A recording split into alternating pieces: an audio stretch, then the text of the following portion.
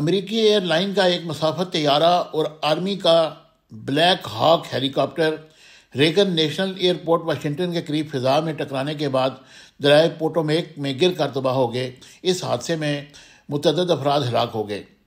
ذرائع کے حوالے سے بتایا کہ دریا کے پانی سے اب تک 18 لاشیں نکالی جا چکی ہیں، تاہم کسی زندہ شخص کو نہیں نکالا جا سکا۔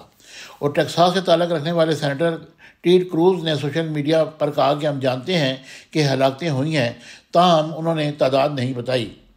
ایئر لائن کے مطابق طیارہ امریکن ایئر لائنز کی پرواز 5342 تھا، جس میں 60 مسافر اور عملے کے 4 ارکان سوار تھے۔ حکام کا کہنا ہے کہ ہیلی کاپٹر میں 3 فوجی سوار تھے جو تربیتی پرواز سے طیارہ اڑا رہے تھے۔ ریگن نیشنل ایئرپورٹ پر تمام پروازوں کی ٹیک آف اور لینڈنگ کا عمل روک دیا گیا ہے۔ حادثے کا شکار ہونے والے طیارے میں سوار ایک خاتون مسافر کا حوالہ دیتے ہوئے ایک شخص نے ایئرپورٹ حکام سے کہا کہ مجھے نہیں معلوم کہ وہ پہنچی ہیں یا نہیں، تاہم کہہ کر ان کے آنسو گرنے لگے۔ امریکی فوج نے ایک بیان میں کہا کہ اس بات کی تصدیق کی جا سکتی ہے کہ آج رات کے واقعے میں گرنے والا طیارہ ورجینیا کے شہر فورٹ بیلیورتھ سے نکلنے والا آرمی کا US-60 ہیلی کاپٹر تھا۔ ہم مقامی عہدیداروں کے ساتھ کام کر رہے ہیں اور وسائل دستیاب کے بعد اضافی معلومات فراہم کریں گے۔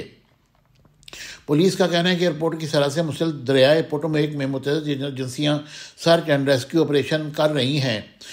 امریکی ایئر لائن نے سوشل میڈیا پر کہا کہ ان اطلاعات سے آگاہ ہے کہ PSA کے ذریعے چلائی جانے والی امریکن ایگل پرواز 5342 ورجینیا کنسٹاس سے واشنگٹن ریگن کے لیے سروس کے ساتھ ایک حادثے کا شکار ہو گئی ہے۔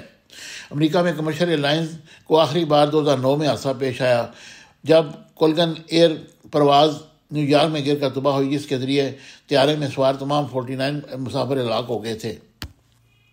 Subscribe my channel Business Times News for latest political, national, international news. Don't forget to subscribe Business Times News.